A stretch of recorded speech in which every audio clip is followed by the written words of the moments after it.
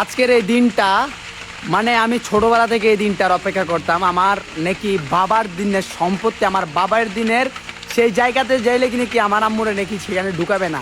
আমার বাপের উদ্দেশ্যে আজকে এই ভিডিওটা। আমনের এক ফোড়া জায়গা আমার মার থেকে প্রয়োজন নাই। আমার মারে নাকি মরলে নাকি তারা মাড়ি পর্যন্ত দিবে না, এমন কথা কইছে।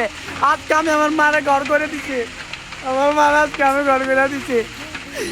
আমি এই ঘর গিয়া করছি, এটা গিয়া করছি না, টিনের ঘর করছি না, এটার বিল্ডিং করবো এক বছরের ভিতরে। 1 বছরও লাগতো না, আমি আমার মারে বিল্ডিং করে দিব। তোমরা বলছিলা না আমার মারে তোমরা জায়গা দিবা না, আমার মারে ওইখানে অসম্মানই করছিলা সবসময়। এই দেখো তোমাদের জায়গা আল্লাহ তাআলা আমার নাও দেখ, আল্লাহ দেখছো তোমরা আমার অহংকার করছিলা সবসময়।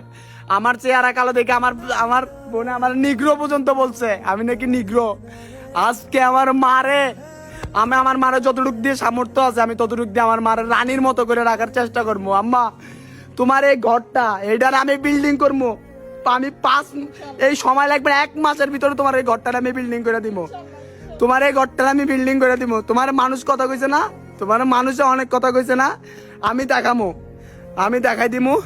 আমি আমার মার এই স্বপ্নটা, আমি আমার মার স্বপ্ন ছিল আমার মা নাকি তার ফ্যামিলির কাছে ফিরে যাবে। আমার মারে আমি আমার মার ফ্যামিলির কাছে ফিরে দিছি। সারাটা বছর আমার মা মানুষের বাসায় কাজ করছে, আর কাজ করতে হইতো না। আমার মার রানীর মতো বাঁচবো, যতদিন বাঁচবো ইনশাল্লাহ।